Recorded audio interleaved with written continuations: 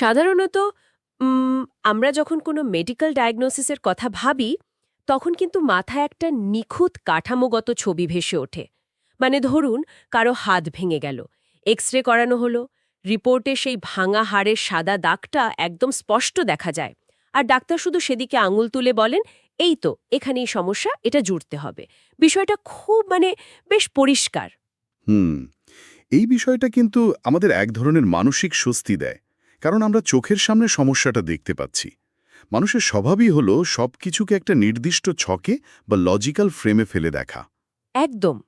কিন্তু যখনই আমরা বর্তমান গ্লোবাল ফিন্যান্স বা বিশ্ব অর্থনীতির এই টালমাটাল পরিস্থিতির দিকে তাকাই, মনে হয় যেন যেন ওই এক্স রে মেশিনটাই পুরোপুরি শর্ট সার্কিট হয়ে গেছে। রাইট। আমরা এমন এক অর্থনৈতিক ল্যান্ডস্কেপের দিকে তাকিয়ে আছি যা শুধু ঘোলাটে নয়, রীতিমতো ভয়ঙ্কর। আর এই নষ্ট এক্স রে মেশিনের দিকে তাকিয়েই সন্দীপ মহেশ্বরী সম্প্রতি একটা খুব কড়া সতর্ক বার্তা দিয়েছেন। হ্যাঁ, ওনার ওই অ্যানালাইসিসটা নিয়ে বেশ আলোচনা হচ্ছে। এক্স্যাক্টলি। আমাদের আজকের এই গভীর অনুসন্ধানের সোর্স মেটেরিয়ালে মূলত তার সেই বিশ্লেষণ নিয়েই আলোচনা করা হয়েছে, যেখানে তিনি ২০২৬ সালের দিকে একটা আসন্ন গ্লোবাল ফাইন্যান্সিয়াল ক্রাইসিসের কথা বলেছেন। So okay, let's unpack this. সত্যি বলতে এই সোর্সগুলো পড়ার পর আমার মনে হয়েছে আমরা এখানে শুধু ইনভেস্টমেন্ট নিয়ে কথা বলছি না, আমরা কথা বলছি পিওর সার্ভাইভাল বা টিকে থাকা নিয়ে। একদম। গোড়ার কথাটাই হলো, মানে আর্থিক স্থিতিশীলতা ছাড়া কিন্তু মানসিক স্থিতিশীলতা অসম্ভব। আপনি যদি আর্থিকভাবে একটা ভঙ্গুর সিস্টেমের উপর নির্ভরশীল হন, তবে মানসিকভাবে আপনি কখনোই স্বাধীন হতে পারবেন না। কথা সত্যি। এই স্থিতিশীলতা অর্জন করতে হলে ফাইন্যান্সের মেকানিজম বা ভেতরের কলকবজাগুলো বুঝতে হবে। অন্ধভাবে কোনো ট্রেন্ড অনুসরণ করলে এই যে আসন্ন ধাক্কার কথা বলা হচ্ছে, সেটা সামলানো যাবে না। এক সেকেন্ড, এই বোঝার জায়গাটাতেই আমার একটা বড় খটকা লেগেছে। সোর্স মেটেরিয়াল বলছে সঠিক আর্থিক সিদ্ধান্ত নিতে হলে আগে প্রথাগত খবর বা সোশ্যাল মিডিয়া থেকে দূরে সরতে হবে। কিন্তু সাধারণ মানুষ তো ফাইন্যান্সিয়াল ডেটার জন্য সিএনবিসি, ব্লুমবার্গ বা বড় বড় নিউজ পোর্টালের উপরই ভরসা করবে, তাই না? তারা যদি তথ্যের মরীচিকা হয়, তাহলে মানুষ যাবে কোথায়? এই প্রশ্নটাই সোর্সের একদম কেন্দ্রে রয়েছে। আপনি ভেবে দেখুন, প্রথাগত নিউজ চ্যানেল বা সোশ্যাল মিডিয়ার বিজনেস মডেলটা আসলে কি? অ্যাডভার্টাইজমেন্ট। রাইট। এদের উদ্দেশ্য আপনাকে আর্থিকভাবে শিক্ষিত করা নয়। এদের উদ্দেশ্য হলো আপনার অ্যাটেনশন বা মনোযোগ ধরে রাখা। আর মানুষের মনোযোগ সবচেয়ে বেশি আকর্ষণ করে দুটো জিনিস: ভয় এবং লোভ, pain and pleasure. Wow, interesting. তারাই দুটো ইমোশনকে পুঁজি করে শর্ট টার্ম টিআরপি বাগায়।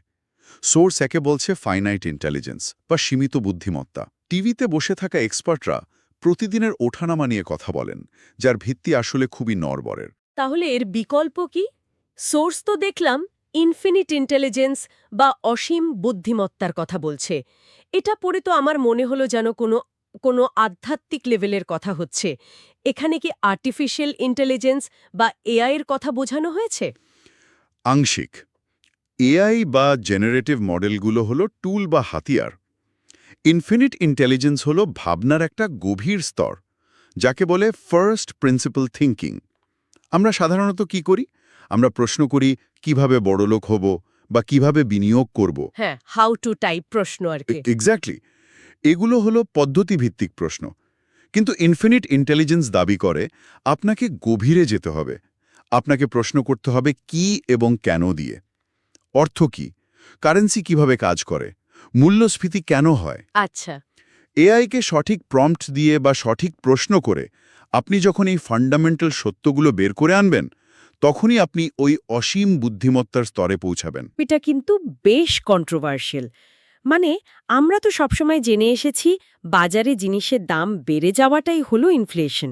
কিন্তু সোর্স বলছে এটা নাকি পুরোপুরি ভুল ধারণা। জিনিসের দাম বাড়াটা হলো ইনফ্লেশনের লক্ষণ বা উপসর্গ, আসল রোগ নয়। ইনফ্লেশনের আসল সংজ্ঞা হলো কারেন্সির বা মুদ্রার সাপ্লাই বেড়ে যাওয়া।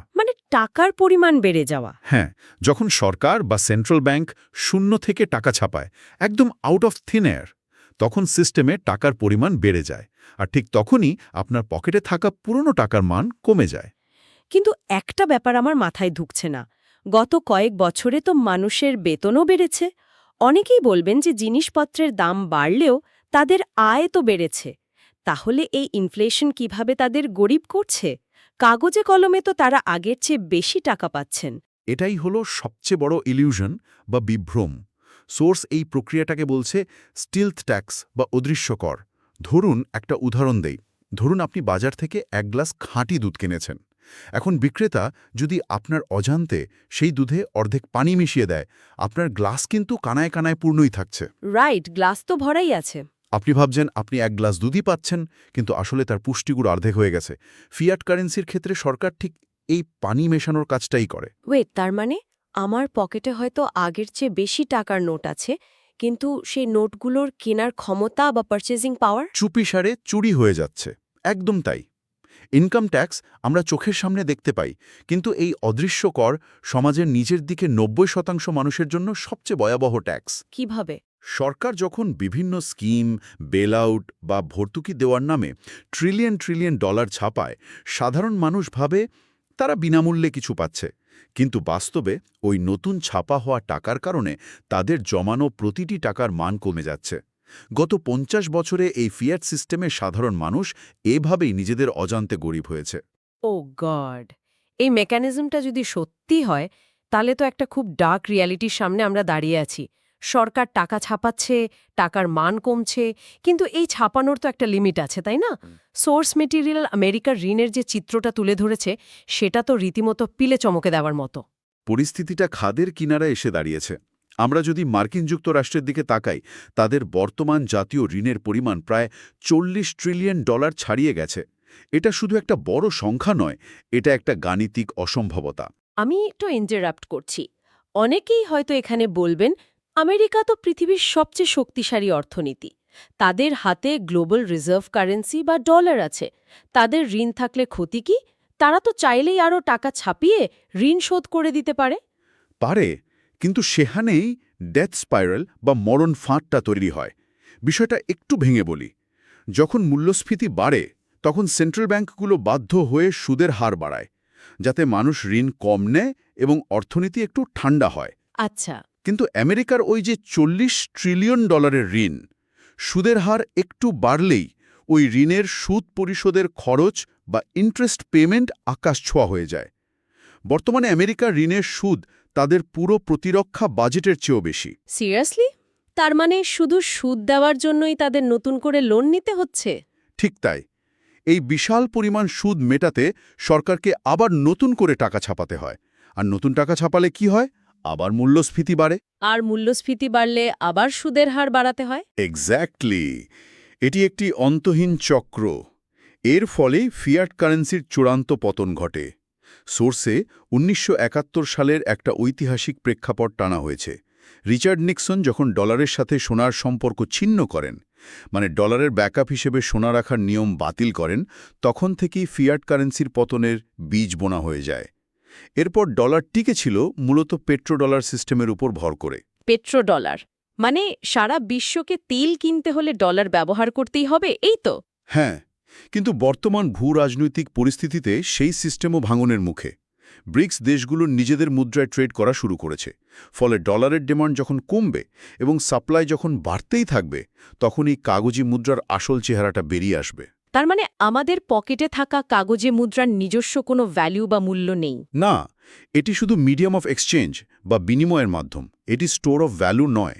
সোনা বা রূপা হলো স্টোর অফ ভ্যালু, যা হাজার বছর ধরে নিজের মান ধরে রেখেছে, কারণ সরকার চাইলেই এগুলো ছাপাতে পারে না। আচ্ছা, এখানে আমি একটু শক্তভাবে পুশব্যাক করতে চাই। সোনা বা রূপার কনসেপ্টটা ঐতিহাসিকভাবে হয়তো ঠিক, কিন্তু এখনকার দিনে মানুষ তো সুবিধার জন্যই শেয়ার বাজার, ইটিএফ বা মিউচুয়াল ফান্ডে যায়। ফিজিক্যাল সম্পদ যেমন সোনার বার বা রূপার কয়েন ঘরে কিনে রাখা কি অনেক বেশি ঝামেলার নয়? ঝামেলার তো বটেই। মানে চুরির ভয় থাকে, লকার ভাড়া করতে হয়।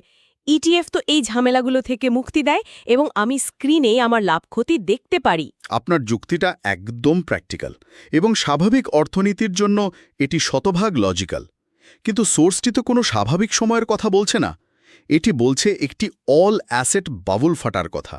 আপনি যখন ইটিএফ কেনেন, তখন আপনার হাতে কিন্তু আসল সোনা বা রূপা থাকে না। রাইট, একটা কাগজ থাকে। হ্যাঁ, আপনার হাতে থাকে একটা ব্রোকারেজ ফর্মের দেওয়া প্রতিশ্রুতি বা কাগজ। এটিকে ফিন্যান্সে বলে counter party risk. Counter party risk মানে আমার আর আমার সম্পদের মাঝখানে তৃতীয় কোনো পক্ষের উপস্থিতি। একদম। শেয়ার বাজার, ব্যাংক বা ইটিএফে আপনার সব সম্পদ ওই তৃতীয় পক্ষের উপর নির্ভরশীল। সরকার বা প্রতিষ্ঠান যদি হঠাৎ নিয়ম বদলে দেয়, সিস্টেম হ্যাক হয় অথবা তারা দেউলিয়া হয়ে যায়, তবে আপনার স্ক্রিনে দেখানো ওই মিলিয়ন ডলারের নাম্বার রাতারাতি শূন্য হয়ে যেতে পারে। ওয়াও! যখন পুরো ফিয়াট সিস্টেম কোল্যাপস করার ঝুঁকিতে থাকে, তখন এই কাউন্টার পার্টির রিস্কটা মারাত্মক আকার ধারণ করে। এমন চরম মুহূর্তে ফিজিক্যাল সম্পদ যা সরাসরি আপনার নিজের হাতে বা আপনার নিয়ন্ত্রণে থাকে, সেটি একমাত্র প্রকৃত সুরক্ষা। এখানে বাড়িতে চুরির ঝুঁকির চেয়ে পুরো ফাইন্যান্সিয়াল সিস্টেম ধসে পড়ার সিস্টেমিক ঝুঁকিটা অনেক বেশি বাস্তব। এই দৃষ্টিকোণ থেকে তো আসলে কখনো ভাবিনি। যখন পুরো সিস্টেমটাই টলটলায়মান, তখন স্ক্রিনের নাম্বারের চেয়ে নিজের হাতের সম্পদের জোর অনেক বেশি। আর ঠিক এই ফিজিক্যাল সম্পদের সুরক্ষা খুঁজতে গিয়েই স্বাভাবিকভাবেই মানুষের মাথায় সোনার কথা আসে। কিন্তু আজকের সোর্স ম্যাটেরিয়ালের রূপা বা সিলভারকে নিয়ে যা বলা হয়েছে, here's where it gets really interesting. Source সরাসরি দাবি করছে রূপা হল নতুন সোনা। কিন্তু রূপার দাম তো ঐতিহাসিকভাবেই ভীষণ ভোলাটাইল বা অস্থিরশীল, একবার বাড়ে তো ৩ বার পড়ে। এটা কি সত্যি নিরাপদ? আপনার সন্দেহটা অমূলক নয়, কিন্তু সোর্স এখানে ইলাস্টিক এবং ইনইলাস্টিক ডিমান্ড বা চাহিদার একটা চমৎকার তুলনা টেনেছে। সোনার চাহিদা মূলত গহনার জন্য বা মানুষের স্ট্যাটাসের ওপর নির্ভরশীল। সোনার দাম যদি আজ ৫ গুণ বেড়ে যায়, মানুষ হয়তো গহনা কেনা কমিয়ে দেবে। হ্যাঁ, স্বাভাবিক। এর চাহিদা ইলাস্টিক বা পরিবর্তনযোগ্য, কিন্তু রূপার বিষয়টা সম্পূর্ণ ভিন্ন। রূপার চাহিদা ইনইলাস্টিক। ইনইলাস্টিক কারণ রূপা শুধু সৌন্দর্যের প্রতীক নয়, এটি আধুনিক প্রযুক্তির লাইফলাইন। সোর্স থেকে দেখলাম বর্তমানে এআই ডেটা সেন্টার, ইলেকট্রিক ভেহিকলের solid state battery, solar panel, robotics এবং ড্রোন, এই সব কিছুর জন্যই রূপা অপরিহার্য। রূপা হল পৃথিবীর সেরা থার্মাল ও ইলেকট্রিক্যাল কন্ডাক্টর। এটা তো অনেকটা এমন যে আমরা ভবিষ্যতের জন্য বিশাল সব সুপার কার ডিজাইন করছি, কিন্তু সেই গাড়ির ইঞ্জিনের সবচেয়ে জরুরি জ্বালানিটাই যে ফুরিয়ে আসছে, সেদিকে কারো খেয়াল নেই। খুব সুন্দর বলেছেন। এবং এই ফুরিয়ে আসা মোটেও কোনো জল্পনা নয়। সোর্সে ডেটা পরিষ্কার দেখাচ্ছে রূপা এখন ফিজিক্যাল ডেফিসিট বা কাঠামোগত ঘাটতির মধ্যে দিয়ে যাচ্ছে। সারা বিশ্বজুড়ে খনি থেকে যে পরিমাণ রূপা তোলা হচ্ছে এবং রিসাইকেল করা হচ্ছে, তার চেয়ে অনেক বেশি পরিমাণ রূপা প্রতিদিন শিল্প কারখানায় পুড়ে শেষ হয়ে যাচ্ছে। পুরে শেষ হয়ে যাচ্ছে মানে? সোনা তো গলিয়ে আবার গহনা বানানো যায়, রূপাকে রিসাইকেল করা যায় না?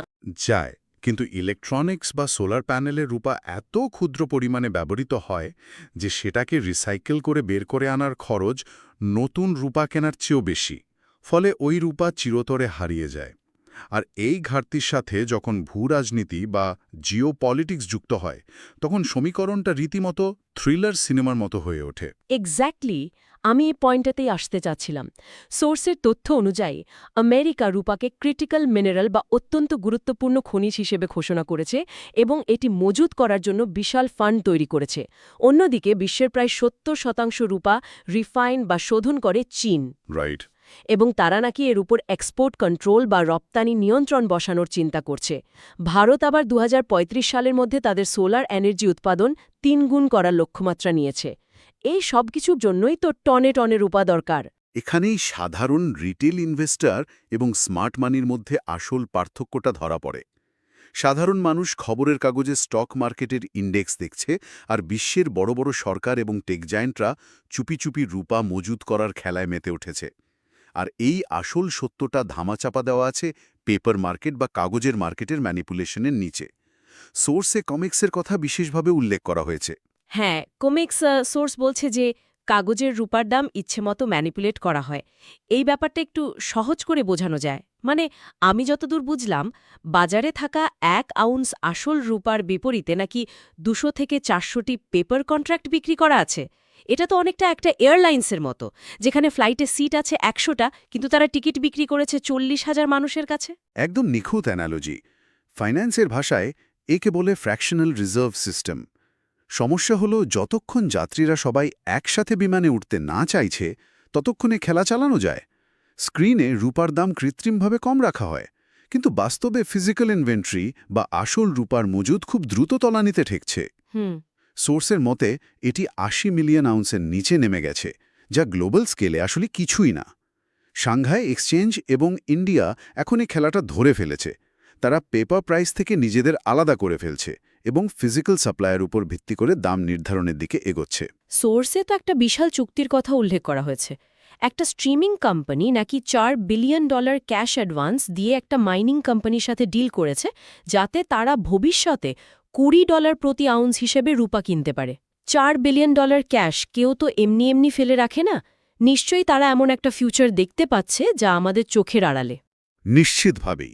এবং যখন সাধারণ মানুষ শেষ মুহূর্তে ঘুম থেকে জাগবে, যখন তারা দেখবে তাদের জমানো ফিয়াট কারেন্সির মান অর্ধেকে নেমে গেছে, সোনার দাম নাগালের একেবারেই বাইরে, তখন তারা পাগলের মতো রূপার দিকে ছুটবে। কিন্তু ততদিনে সরকার এবং বড় বড় ইন্ডাস্ট্রিগুলো সব ফিজিক্যাল রূপা লকারবন্দি করে ফেলবে। তখন পেপার মার্কেটে স্ক্রিনে দেখানো দাম আর ফিজিক্যাল মার্কেটে আসল রূপা হাতে পাওয়ার দামের মধ্যে এক বিশাল ব্যবধান তৈরি হবে। সত্যি বলতে এই পুরো সোর্স মেটেরিয়ালটা নিয়ে এতক্ষণ আলোচনা করার পর মনে হচ্ছে আমরা যেন কোনো ইকোনমিক সার্ভাইভাল গেমের ভেতরে আছি। আজকের এই গভীর অনুসন্ধান থেকে আমরা যদি মূল বিষয়টা টেনে আনি, তাহলে এটা খুব স্পষ্ট যে ফাইনাইট জ্ঞানের বৃত্ত থেকে আমাদের বেরোতে হবে। ইনফ্লেশনের মতো অদৃশ্য কর কিভাবে আমাদের প্রতিদিন মিশ্র করছে তা বুঝতে হবে। রাইট। ফিয়াট সিস্টেমের মরণ ফাঁদ এবং কাউন্টারপার্টি রিস্ক এড়িয়ে ফিজিক্যাল সম্পদের দিকে, বিশেষ করে রূপার মতো ইন্ডাস্ট্রিয়াল মেটালের দিকে মনোযোগ দেওয়ার যে জরুরি বার্তা এখানে দেওয়া হয়েছে, তা যে কোনো সচেতন মানুষের জন্যই আই ওপেনিং। এবং এই প্রস্তুতিটা নিতে হবে ক্রাইসিস আসার আগেই। যখন সিস্টেম ভাঙতে শুরু করবে, তখন রিয়্যাক্ট করার আর কোনো সময় থাকবে না। একেবারে খাঁটি কথা। যাবার আগে পুরো সোর্স মেটেরিয়াল এবং আমাদের এই কথোপকথনের ওপর ভিত্তি করে একটা নতুন চিন্তার খোরাক আমি রেখে যেতে চাই। আমরা সবাই জানি এবং বিশ্বাস করি যে আর্টিফিশিয়াল ইন্টেলিজেন্স বা এআই হল মানব ইতিহাসের সবচেয়ে বড় ডিজিটাল বিপ্লব। সিলিকন ভ্যালিতে বসে থাকা টেক বিলিয়নিয়াররা বলছে এআই পুরো বিশ্বকে নিয়ন্ত্রণ করবে। সম্পূর্ণভাবে রূপার মতো একটা সসীম মাটির নিচের ফিজিক্যাল সম্পদের ওপর নির্ভরশীল হয়, তবে প্রকৃত ক্ষমতা আসলে কার হাতে? যারা ল্যাপটপে বসে এআই সফটওয়্যার তৈরি করছে তাদের হাতে, নাকি মাটির নিচ থেকে সেই অপরিহার্য ধাতু যারা উত্তোলন করে নিজেদের ভল্টে তালাবদ্ধ করে রাখছে তাদের হাতে? এই প্রশ্নটা নিয়ে ভাবতে থাকুন, কারণ আগামী দিনের অর্থনীতিতে শুধু টিকে থাকা নয়, বিজয়ী হওয়ার চাবিকাঠি হয়তো লুকিয়ে আছে এই সঠিক প্রশ্নগুলোর ভেতরে। আজকের এই আলোচনায় আমাদের সাথে থাকার জন্য সবাইকে ধন্যবাদ।